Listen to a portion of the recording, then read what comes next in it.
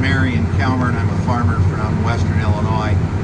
Today we're here at Husker Harvest Days in central Nebraska. I want to talk a little bit about header speed. The three things we're going to talk about is ear bounce, butt shelling, and bulldozing. First off, if I'm seeing much ear bounce at all, or I'm seeing any kernels jumping around in the base of the row unit there, I'm probably going to slow the header down a little bit. I think we're looking pretty good here, what I'm seeing today. A lot of yellow ears, not many kernels, and not a lot of life to that ear once it's separated from the stalk.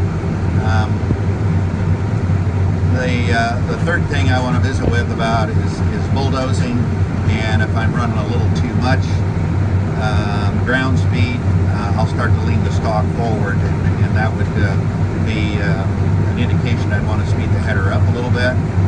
But with our revolving window here, you can see most of the stalks when we're dead on the row.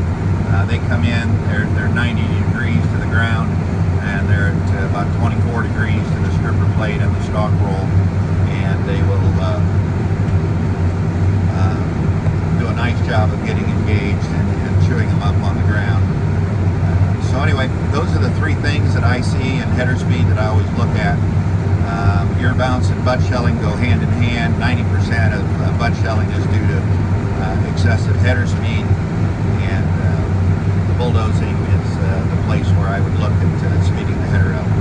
As always, feel free to call me on my cell phone at 309-368-1182, or visit our website at calmercornheads.com for more information on combine settings for better harvesting. With that, we hope that you have a safe and bountiful harvest.